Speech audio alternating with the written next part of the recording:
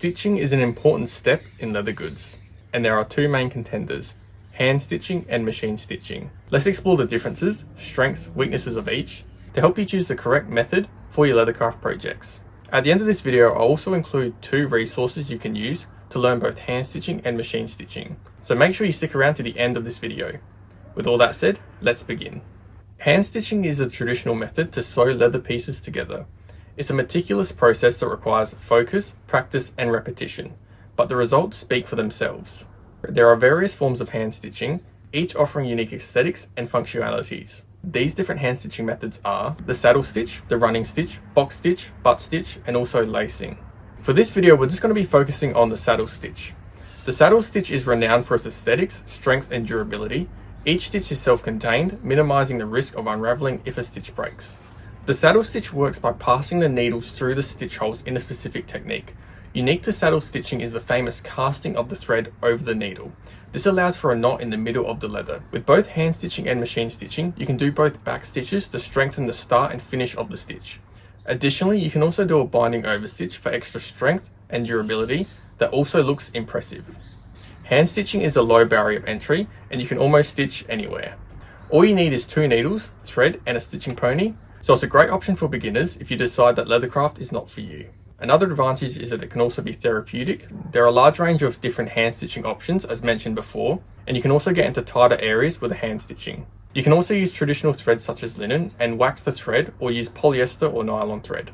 The biggest advantage of hand stitching is its undeniable strength. This is because both needles pass through the middle of the leather. The strength is further added with the casting of the thread, creating a knot in the middle of the leather. Since each stitch is independent, if one breaks, the rest remain intact, making hand stitching stronger compared to machine stitching. The final advantage of hand stitching is the right to left angle you get from using slanted pricking irons or stitching chisels. You can tell if something has been hand stitched simply by looking at the angle of the stitch. This is one thing that a machine stitch cannot replicate. The biggest downside to hand stitching is the speed and the time it takes. While it can be therapeutic to stitch one stitch at a time while making smaller projects, you'll soon find that the therapeutic element is short-lived when stitching larger projects. What you can do in 1 hour of hand stitching pales in comparison compared to a sewing machine.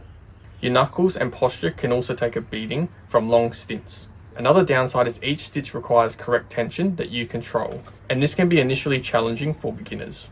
If you're selling leather goods as a business, hand stitching items can increase prices. While some customers appreciate hand stitching and are happy to pay for the added cost of time it takes to hand stitch, other customers want something more affordable, so make sure you understand your target audience. However, don't let this discourage you, as hand stitching is a great option for beginners, and with dedication you can achieve stunning results.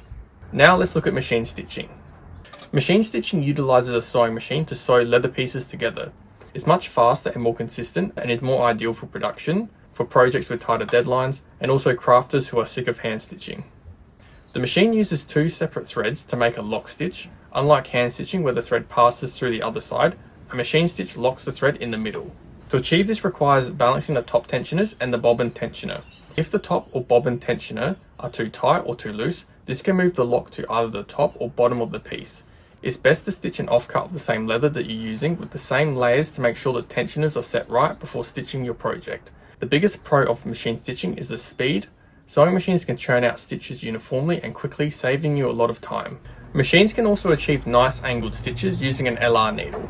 Though the machine can't achieve the right to left angle like the hand stitch, you'll have to settle with the left to right angle. Another pro is that you can still make beautiful leather goods using a sewing machine.